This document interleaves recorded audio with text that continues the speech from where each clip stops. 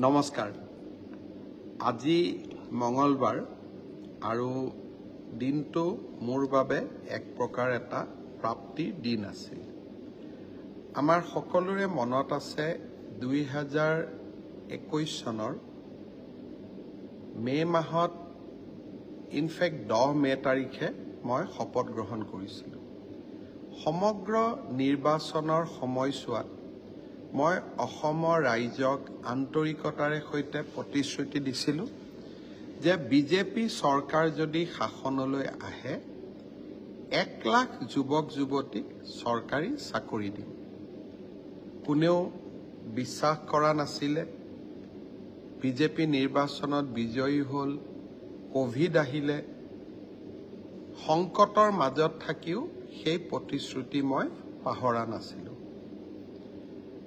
এটা সময় হৈছিল যে বিৰোধী পক্ষৰ বিধায়ক বিশেষ এজন বিধায়কে 1 লাখ চাকৰি আমি দিব নোৱাৰিম বুলি ভাবিয়ে মাজে মাজে এনেকুৱাও কথা কৈছিল যে আমি এতিয়া আন্দোলন কৰিম 1 লাখ চাকৰি চৰকাৰে কিয় দিয়া নাই ভাল কথা চৰকাৰে কিবা কাম প্ৰতিশ্ৰুতি মতে নকৰিলে আন্দোলন হ'ব লাগে কিন্তু যদি প্ৰতিশ্ৰুতি মতে চৰকাৰে কাম কৰে তাত ধন্যবাদও পাব লাগে মোক ধন্যবাদ নালাগে আজি আমি ৯৯,০০০ আৰু ৯৭টা নিযুক্তি সম্পূৰ্ণ কৰিলো পিডব্লিউডি ৰোডছ আৰু বিল্ডিং ডিপাৰ্টমেণ্টত আজি আমি ৬০০ জনতকৈও অধিক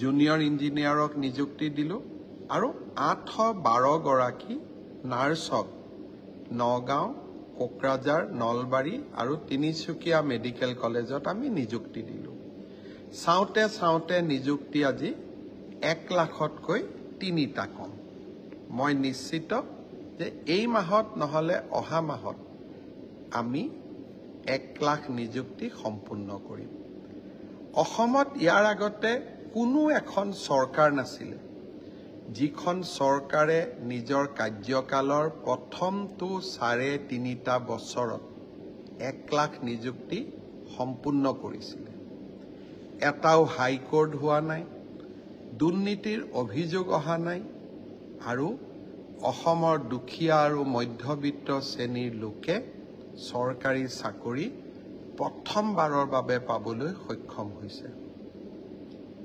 এতিয়া মোৰ লক্ষ্য অনাগত দিনত আৰু ৫০,০০০ নিযুক্তি সম্পূৰ্ণ কৰিব পাৰো নেকি চেষ্টা অব্যাহত থাকিব মই মোৰ কাম কৰি গৈ থাকিম আজি মই দুটা বিশেষ ঘোষণা কৰিছিলো যি দুটা আপোনালোকৰ আগত মই শ্বেয়াৰ কৰিব খুজিছো প্ৰথমটো হ'ল আমি নিযুক্তিত স্বচ্ছতা আনিলো ট্ৰান্সফাৰ পোষ্টিংতো আমি স্বচ্ছতা আনিব পাৰো নেকি চৰকাৰী কাৰ্যালয়ত চলি থকা বিভিন্ন দুৰ্নীতিৰ আন এটা কাৰণ হ'ল ট্ৰান্সফাৰ আৰু পোষ্টিং আমি যদি সিস্টেম বিলাক ৰিফৰ্ম কৰি গৈ থাকো তেতিয়া মানুহে দুৰ্নীতি কৰাৰ সুযোগে নাপাব 2 অক্টোবৰত আমি এটা পোৰ্টেল উদ্বোধন কৰিম সেই পোৰ্টেলটোত মই নগাঁৱত চাকৰি কৰি আছো মই ডিব্ৰুগড়ত আহিব খুজো ময়ো ডিব্ৰুগড়ত চাকৰি কৰি আছো মই নগাঁৱত আহিব খুজো ইজনে সিজনৰ লগত কথা পাতি মই পোৰ্টেলত আমাৰ আবেদন দুখন আপলোড কৰি দিম পোৰ্টেল ৩৬৫ দিন খোলা থাকিব প্ৰতি 2 মাহৰ মূৰে আমি এই ধৰণৰ আবেদন বিলাক নিষ্পত্তি কৰি আমি ট্ৰান্সফাৰ অৰ্ডাৰ পোৰ্টেলটোতে আকৌ তুলি দিম কোনোবাই অলপ কষ্ট পাইছে নগাঁৱৰ পৰা ধুবুৰীৰ পৰা নগাঁও কৰিব পৰা নাই কিন্তু নগাঁৱত তেজপুৰত এজন ল'ৰা আছে যোনে তেজপুৰৰ জন ডিব্ৰুগড়ত যাব খোজে আকৌ নগাঁৱৰ জন তেজপুৰত আহিব খোজে ডিব্ৰুগড়ৰ জন নগাঁৱত আহিব খোজে নগাঁও আৰু ডিব্ৰুগড় কৰিলে মোৰ কামটো নহয় কিন্তু নগাঁও তেজপুৰ ডিব্ৰুগড় কৰিলে মোৰ মিউচুৱেল ট্ৰান্সফাৰ হয় তেনেকুৱাও আমি সুবিধা ৰাখিম মই ভাবো স্বচ্ছ নিযুক্তিৰ পিছত এতিয়া সময় হ'ল স্বচ্ছ ট্ৰান্সফাৰ আৰু পোষ্টিং আপোনালোকে শুভেচ্ছা জনাব এই কামতো যাতে আমি সফল হ'ব পাৰো। আৰু এটা বিষয় মোৰ কিছুদিনৰ পৰা দৃষ্টিগোচৰ হৈছে। 2017 চনৰ এপ্ৰিল মাহৰ পিছত অসম চৰকাৰৰ যদি কোনোবা কৰ্মচাৰীৰ মৃত্যু হয়, তেতিয়াহ'লে আমি কৰ্মচাৰীজনৰ যিমান দিন চাকৰি বাকী আছিলে সিমান দিনলৈকে তেওঁলোকক দৰমহা দি থাকোঁ। অৰ্থাৎ আজি ৰতন নামৰ চৰকাৰী কৰ্মচাৰীজনৰ মৃত্যু হ'ল, তেওঁৰ চাকৰি আৰু 20 বছৰ আছিলে। এই 20 বছৰ তেওঁৰ পৰিবাৰে তেওঁৰ একাউণ্টত দৰমহাটো পাই থাকিব এজিফ ৰতন এতিয়াও জীয়াই আছে।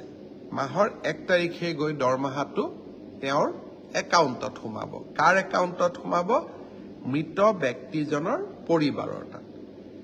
এতিয়া এটা সমস্যা হৈছে, বহুত ক্ষেত্ৰত ডেকা বয়সতে চৰকাৰী কৰ্মচাৰীসকলৰ মৃত্যু হয়। মৃত্যু হোৱাৰ পিছত স্বাভাৱিকতে পত্নীগৰাকীয়ে কেতিয়াবা পুনৰ বিবাহ কৰে, আৰু তাক আমি সমৰ্থনো কৰোঁ। কাৰণ ডেকা বয়সতে বিধৱা হোৱা ছোৱালী এগৰাকীয়ে সদায় বিধৱাৰ সাজ পিন্ধি থকাৰ কোনো অৰ্থ নাই। পুনৰ বিবাহ আমি সকলোৱে আদৰণি জনাওঁ। কিন্তু পুনৰ বিবাহ হোৱাৰ পিছত মোৰ প্ৰথম শহুৰ শাহুৰেকক মই চাওঁ নে নাচাওঁ। স্বাভাৱিকতে নতুন জীৱন এটাত যোৱাৰ পিছত পুৰণা ঘৰখনৰ লগত সম্বন্ধ দুৰ্বল হৈ যায়। ফলত সেই মৃত চৰকাৰী কৰ্মচাৰীজনৰ দেউতাক মাকে জীয়াটো ভুগিব লাগে। কাৰণ ল'ৰাটোৰ পেঞ্চন আমি পত্নীক দিওঁ, দেউতাক মাকে একো নাপায়, আৰু দেউতাক মাকে বহুত কষ্ট পায়। সেইকাৰণে এইবাৰ আমি সিদ্ধান্ত লৈছোঁ যে এনেকুৱা পেঞ্চনৰ 80% আমি বিধৱা পত্নীগৰাকীক দিম, আৰু 20% আমি বৃদ্ধ দেউতাক আৰু মাকক দিম। অৱশ্যে দেউতাক মাক যদিও নিজেই চৰকাৰী কৰ্মচাৰী, তেতিয়াহ'লে আমি তেনেকুৱা সুবিধা নিদিওঁ। অন্যথা আমি সেই সুবিধা দিবলৈ আমি যত্ন কৰিম, যাতে বিধৱা পত্নীগৰাকীয়েও ন্যায় পায় আৰু বৃদ্ধ পিতা মাতায়ো ন্যায় পাবলৈ সক্ষম হয়। মই ভাবোঁ এই প্ৰচেষ্টাকো আপোনালোকে সকলোৱে আদৰণি জনাব। এনেকৈ মানুহৰ সমস্যাবিলাক সমাধান কৰা আমাৰ জীৱনৰ এটা সংকল্প হিচাপে আমি গ্ৰহণ কৰিব লাগে। 15 আগষ্ট আহি আছে। প্ৰধানমন্ত্ৰী মোদী ডাঙৰীয়াই আমাক সকলোকে হৰ ঘৰ তিৰংগা, সকলোৰে ঘৰত তিৰংগ পতাকা উত্তোলন কৰাৰ বাবে আহ্বান জনাইছে। অসমত আমি প্ৰতিবাৰে এই কাৰ্যসূচী সুন্দৰকৈ পালন কৰোঁ। অহাকালি মই হাজোত যাম, প্ৰাক্তন মুখ্যমন্ত্ৰী বিষ্ণুৰাম মেধিৰ এটা প্ৰতিমূৰ্তি উদ্বোধনৰ কাৰণে, আৰু হাজোতেই মই এটা মটৰচাইকেল প্ৰচেশ্যনতো ভাগ ল'ম, হৰ ঘৰ তিৰংগাৰ মটৰচাইকেল প্ৰচেশ্যন। আপোনালোকক মই আহ্বান জনাম যেন আপোনালোকেও হৰ ঘৰ তিৰংগা কাৰ্যসূচীত অংশগ্ৰহণ কৰে আৰু নিজৰ পৰিয়ালৰ নিজৰ ঘৰত তিৰংগ পতাকাখন যাতে উত্তোলন কৰে। ৰাষ্ট্ৰৰ প্ৰতি আমাৰ যিটো সন্মান, যাক আমি ৰাষ্ট্ৰ পূজা বুলি কওঁ, সি আমাক এজন পূৰ্ণ মানুহ কৰে। মই আপোনালোকক আকৌ এবাৰ আহ্বান জনাম, হৰ ঘৰ তিৰংগাৰ কাৰ্যসূচী যাতে আপোনালোকে ৰূপায়ণ কৰে। যোৱা দুদিনৰ পৰা কংগ্ৰেছৰ বন্ধুসকলে এটা নতুন চিন্তাৰ আৰম্ভণি কৰিছে। যোৰাবাটত হোৱা প্ৰচণ্ড পাহাৰৰ খননে গুৱাহাটীৰ পাৰিপাৰ্শ্বিকতাক আঘাত কৰিছে, আৰু ই এনেকৈ আঘাত কৰিছে যে গুৱাহাটীত কৃত্ৰিম বানপানীৰ ই এটা কাৰক হৈ পৰিছে। অকণমান বৰষুণ দিলে আপোনালোকে দেখিব যে খানাপাৰাৰ আশে পাশে থকা অঞ্চলটোহে প্লাবিত হয়, গুৱাহাটীৰ বাকী অঞ্চলবিলাক প্লাবিত নহয়। যদি কৃত্ৰিম বানপানীৰ কাৰণ অসম চৰকাৰ হ'লহেঁতেন, তেতিয়াহ'লে শিলপুখুৰীটো পানী হ'ব লাগিব, নৱগ্ৰহটোতো পানী হ'ব লাগিব, চানমাৰীটো পানী হ'ব লাগিব, উজান বজাৰতো পানী হ'ব লাগিব, ভৰলুমুখতো পানী হ'ব লাগিব। সাধাৰণতে এই অঞ্চলবিলাকত বহুত বৰষুণ নিদিলে পানী নহয়। কিন্তু অকণমান বৰষুণ দিলেই দিছপুৰ চাৰ্কেলটোত পানী হয়, ৰুক্মিণী নগৰ, সৰু মটৰী আদি পানীত নিমগ্ন হৈ পৰে। তাৰ কাৰণ কি? যোৰাবাটৰ পৰা পানীৰ ঢল নামি আহে। যোৱা কেইদিনমানত USDM কৰ্তৃপক্ষই ধাৰাসাৰ পাহাৰ কাটিছে।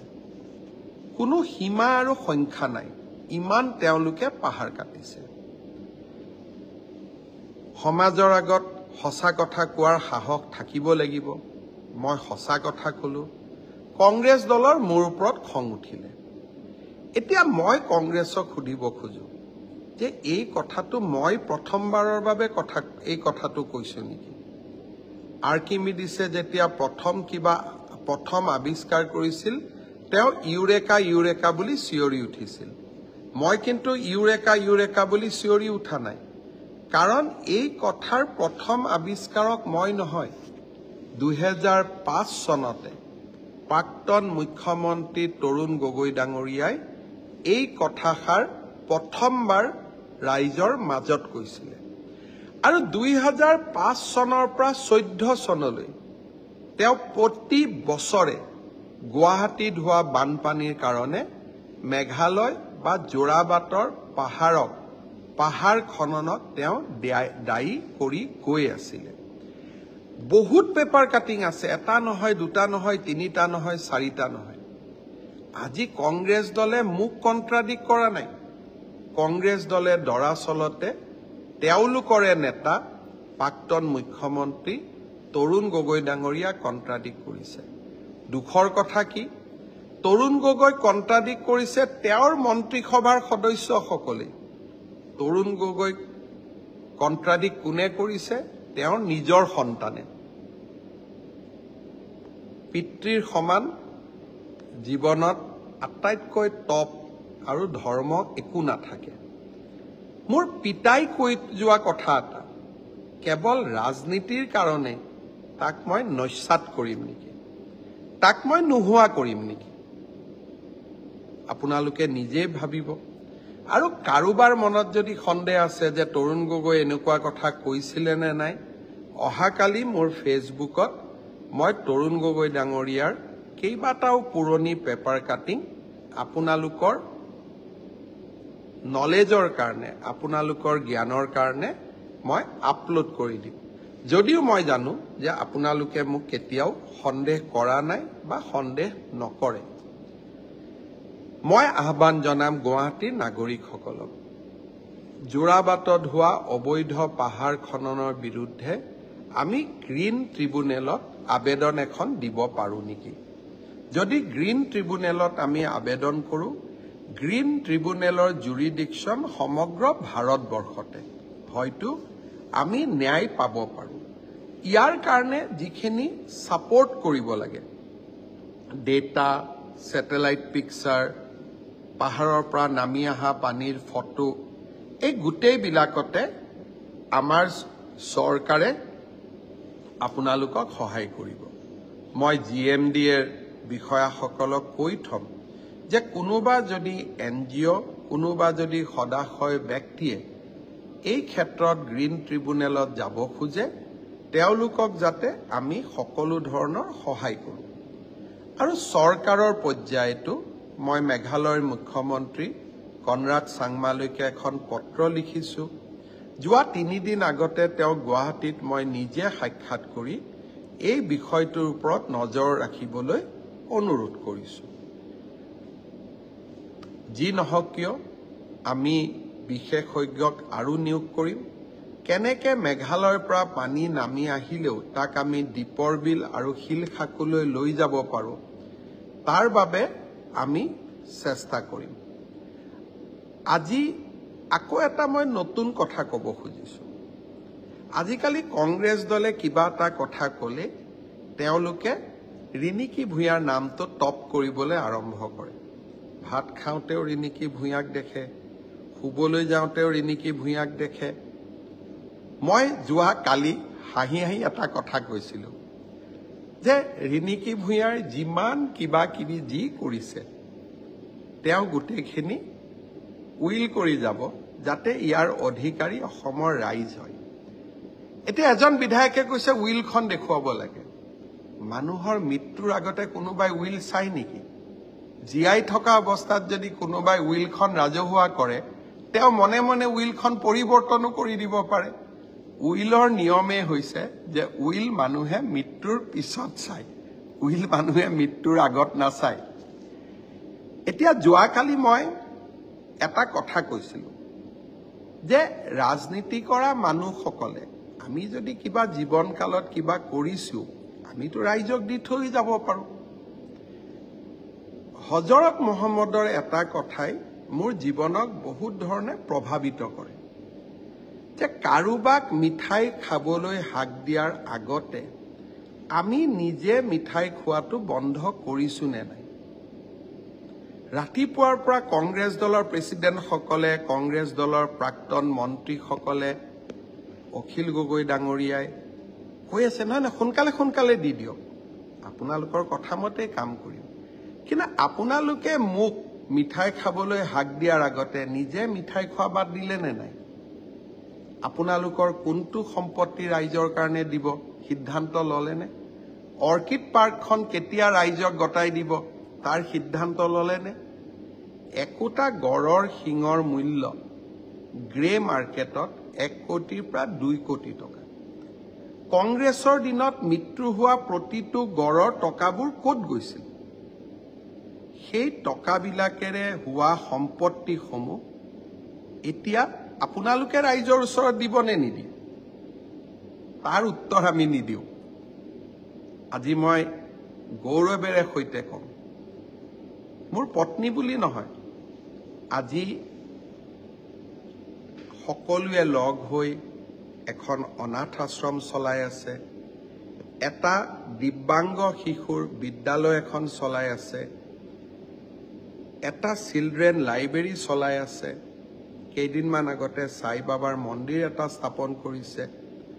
অহা মাহত মোৰ মাৰ এডোখৰ মাটি আছিলে গুৱাহাটীৰ জু ৰোডত, মায়ে কিনি থৈ যোৱা, আজি মই কিনা নহয়, দেউতা জীয়াই থাকোঁতে কিনা। সেই মাৰ মাটিডোখৰতো মই এটা ভগৱান শিৱৰ মন্দিৰ স্থাপন কৰিব খুজিছোঁ। কাৰণ মই বিশ্বাস কৰোঁ খালি কাপোৰ নিপিন্ধাকৈ আহিছোঁ আৰু কাপোৰ নিপিন্ধাকৈয়ে গুচি যাব লাগিব। খালি মই এটাই আহ্বান জনাম যে যিসকলে আজি মোৰ পিছত লাগি আছে তেওঁলোকে অলপ সাহস দেখাওক, তেওঁলোকেও নিজৰ দান বৰঙণি কৰক। ৰাজনীতি কৰা ব্যক্তিসকলে সকলোৱে যদি ৰাইজৰ কাৰণে 2 টকা দিয়া আৰম্ভ কৰে আমাৰ সমাজখন কিমান সুন্দৰ হ'ব। মোৰ আজিও মনত আছে 2009 চনত এখন মই গাড়ী লৈছিলোঁ আৰু পকেটৰ টকা ইনকাম টেক্সত দেখুওৱা টকা দি লৈছিলোঁ। এজন বিধায়কে 2 বছৰ মোক শুব দিয়া নাছিল যে সেই গাড়ীখন আপুনি কিয় ল'ব।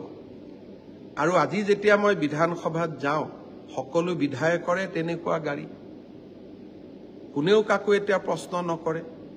এইখন অসমত হিমন্ত বিশ্ব শৰ্মাৰ কাৰণে আইন বেলেগ আৰু আন ৰাজনীতি কৰা ব্যক্তিৰ কাৰণে আইন বেলেগ। যিসকলৰ অগাধ সম্পত্তি আছে মই কাকো বেয়া নাপাওঁ, যদি আইনৰ গণ্ডিৰ মাজত কোনোবাই কিবা কৰিছে কোনো আপত্তি নাই।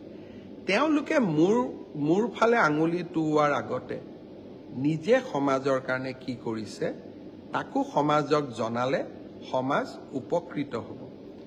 মই মোৰ কাম কৰি গৈ থাকিম আৰু মই মোৰ পৰিয়ালতো এটা সংস্কাৰ দিবৰ কাৰণে যত্ন কৰোঁ যে সমাজত আমি যদি সামাজিক ব্যক্তি হৈ চলিব লাগে 2 টকা যদি সৎ উপায়েৰেও আমি উপাৰ্জন কৰিছোঁ আমি ৰাইজৰ কাৰণে কিছু হ'লেও কাম কৰি যাব লাগে। নিউজ লাইভৰ স্বত্বাধিকাৰীক সোধা হয় যে আপোনাৰ সম্পত্তি আপুনি কাক দি যাব, প্ৰতিদিনৰ মালিকক কিয় সোধা নহয়? প্ৰাগ চেনেলৰ মালিকক কিয় সোধা নহয়? আৰু কিমান দুৰ্ভাগ্যৰ কথা যে প্ৰতিদিনৰ মালিকে নিজে পেপাৰত লিখে আকৌ যে ৰিণিকী ভূঞাই সম্পত্তি কাক দি থৈ যাব। আৰে বাবা, তোমাৰ সম্পত্তিখিনি তুমি কাক দি থৈ যাবা সেইখিনিওতো প্ৰকাশ কৰা। সাহস কাৰো নাই, কোনেও সাহস কৰিব নোৱাৰে, কাৰণ তেওঁলোকে জানে যে এইবিলাক প্ৰশ্ন মাত্ৰ ৰাজনীতিৰ কাৰণে, ইয়াত সমাজৰ কথা একো নাই। আপোনালোকে চিন্তা কৰকচোন, USTMৰ মালিকক বচাবৰ কাৰণে দিনে ৰাতিয়ে কংগ্ৰেছ নামি পৰিছে। কাৰণ কি? USTM আৰু অসম চৰকাৰৰ কথা আমি আইনক প্ৰমাণ কৰিম, পানী আহিছে নাই আহা, কংগ্ৰেছ দলৰ ইয়াত কি ভূমিকা থাকিব পাৰে। গতিকে মই কংগ্ৰেছৰ নেতাসকলক কম যে হজৰত মহম্মদৰ মিঠাই খোৱাৰ কাহিনীটো আপোনালোকে বাৰে বাৰে পঢ়ক। ইছলাম ধৰ্মক ভাল পাওঁ বুলি ক'লেই নহ'ব, মুছলমানৰ ভোটৰ কাৰণে কম্পিটিশ্যন কৰিলেই নহ'ব, নবীগৰাকীৰ কথাও আমি মাজে মাজে শুনিব লাগে। মই বিশেষ কথাসমূহত কেতিয়াবা কেতিয়াবা মোৰ বিৰোধিতা থাকে, কাৰণ অসমৰ মাটি ভেটি আমি কাকো এৰি দিব নোৱাৰোঁ। কিন্তু যি মহান ব্যক্তিয়ে যি মহান বাক্য কৈ থৈ গৈছে তাক আমি হৃদয়ত সংস্থাপন কৰি ল'ব পাৰোঁ। সি লাগিলে হিন্দুৱে হওক, মুছলমানেই হওক, খ্ৰীষ্টিয়ানেই হওক। মই সকলোকে আহ্বান জনাম যে মোক নীতি শিক্ষা দিয়াৰ সকলে নিজৰ নিজৰ জীৱনতো তেনেকে নীতি শিক্ষা সমাহিত কৰি লওক। তেতিয়া জগতখন ধুনীয়া হ'ব, তেতিয়া জগতখন সুন্দৰ হ'ব। আৰু যিসকলে ভাবে যে আমি কিবা বেয়া কাম কৰি আছো, আমি কিবা ভুল কাম কৰি আছো, আইন আদালত সকলোৰে বাবে খোলা আছে। যিজন ব্যক্তিয়ে 1 লাখ চাকৰি দিব পাৰে দুৰ্নীতি নকৰাকৈ, যিজন ব্যক্তিয়ে অসমত এটা নতুন বাতাবৰণ সৃষ্টিৰ কাৰণে ট্ৰেন্সফাৰ পোষ্টিং কৰা নিজৰ অধিকাৰো বেলেগৰ ওচৰত আত্মসমৰ্পণ কৰি দিব পাৰে, সেই ব্যক্তিজনে কিমান বেয়া কাম কৰিব পাৰে তাৰ ধাৰণা এটা নিশ্চয় আপোনালোকৰো থাকিব। যি নহওক, ৰাজনীতি থাকিব, ৰাজনীতি চলি থাকিব। ৰাজনীতিয়ে আমাক ৰেখা আমি সদায় নিজৰ জীৱনত নিজে অংকিত কৰিব লাগিব। পুনৰ এবাৰ এটাই কথা ক'ম যে USTMৰ কিছু কথা মই বেয়া পাওঁ। মিনাৰ এটা নিৰ্মাণ কৰা হৈছে, মিনাৰটোৰ লগত বটদ্ৰৱাৰ নামঘৰৰ সচিত্ৰ এটাও নিৰ্মাণ কৰিব পৰা হ'লহেঁতেন, গীৰ্জা এটাও নিৰ্মাণ কৰিব পৰা হ'লহেঁতেন। ধৰ্ম নিৰপেক্ষতাৰ আমি পৰিচয় দিব লাগে। যোৱা 2 দিন ধৰি বহুজনে USTMৰ বৰ্তমান কাম কৰি থকা, প্ৰাক্তন কাম কৰি থকা বহুজনে USTMত চলি থকা বিভিন্ন কথা বতৰা মোক জনাইছে। মই তাত সোমাব নোখোজো, কাৰণ সি মেঘালয় চৰকাৰৰ, মেঘালয়ৰ মাটিত আছে। ভুল হ'লে ভাল হ'লে মেঘালয় চৰকাৰে তাক সংশোধন কৰিব, ই মোৰ দায়িত্ব নহয়। কিন্তু মই এটা কথা ক'ম যে মিনাৰৰ তলেদি যেতিয়া আমি যাম, আমাৰ কাৰণে নামঘৰ এটাও বনাই দিয়ক, আমি নামঘৰেদিও যাম। আৰু সৰু সৰু কথা মনত লাগে। USTMত ময়ো 2 বাৰ গৈছিলোঁ। আমাৰ ডাঙৰ ডাঙৰ বুদ্ধিজীৱীয়ে তেওঁলোকৰ ডাঙৰ এটা অডিটৰিয়াম থকা কাৰণে গুৱাহাটীৰ মিটিংবিলাকো যোৰাবাটত লৈ গৈছিলে। মই জাতিটোৰ কাৰণে তাক অপমান বুলি ভাবিছিলোঁ। ঘূৰি আহি নীৰৱে মই খানাপাৰাত সমান ডাঙৰ এটা অডিটৰিয়াম বনোৱা নিৰ্মাণৰ কাম আৰম্ভ কৰিছোঁ। আৰু USTMৰ অডিটৰিয়ামতকৈ বহু গুণে ভাল অডিটৰিয়াম হ'ব, কাৰণ আমাৰ বুদ্ধিজীৱীসকলে প্ৰতিদিন নিউজ লাইভ, DY, আমাৰ সংবাদ মাধ্যমসমূহে যাতে মেঘালয়ত গৈ মিটিং পাতিব নালাগে। জাতীয় চেতনা কৰবাত নহয় কৰবাত আমি সকলোৱে ধৰি ৰাখিব লাগিব। USTM কৰ্তৃপক্ষই মোক সাক্ষাৎ কৰিব খুজিছে। মই এটাই কথা ক'ম যে মই আপোনালোকক লগ পাম, কথা পাতিম, কোনো আপত্তি নাই। কিন্তু এবাৰ আপোনালোকে ফৰেষ্টেশ্যন কৰক, পাহাৰবিলাক কটা কমাই দিয়ক। পাহাৰ নকটাকৈও ভাল আৰ্কিটেক্টৰ সহায়ত আপোনালোকে সুন্দৰ সুন্দৰ বিল্ডিং বনাব পাৰিব। বহু বিল্ডিং আমাৰ দেশত এনেকে আছে, নিৰ্দয়ভাৱে পাহাৰ কটাৰ কোনো প্ৰয়োজন নাই।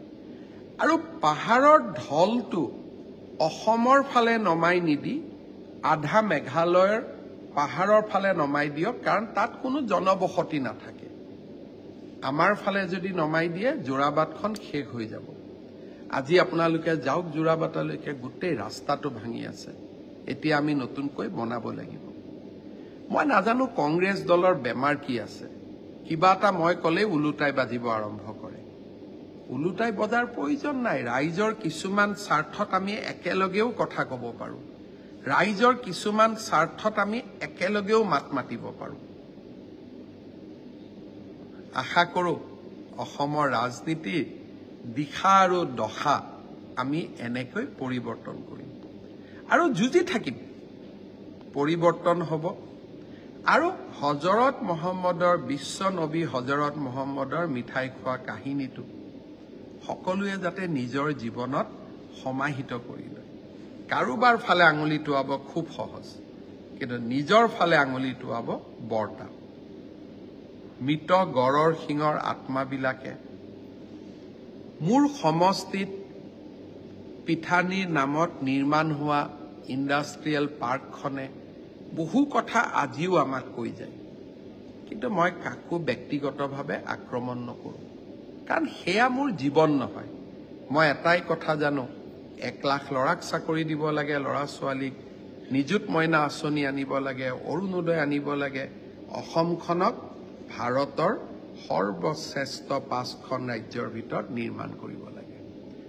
19 তাৰিখে ৰক্ষাবন্ধন, ৰাখীৰ দিনাখন মই মনত ৰাখিছোঁ যে গুৱাহাটীৰ বৃদ্ধা আশ্ৰমসমূহত যাম আৰু আইতাসকলক অৰুণোদয় অনুমোদন পত্ৰ কেইখন দিম, যাতে আইতাসকলে সুন্দৰ ৰাখী বন্ধন উৎসৱ পালন কৰিব পাৰে।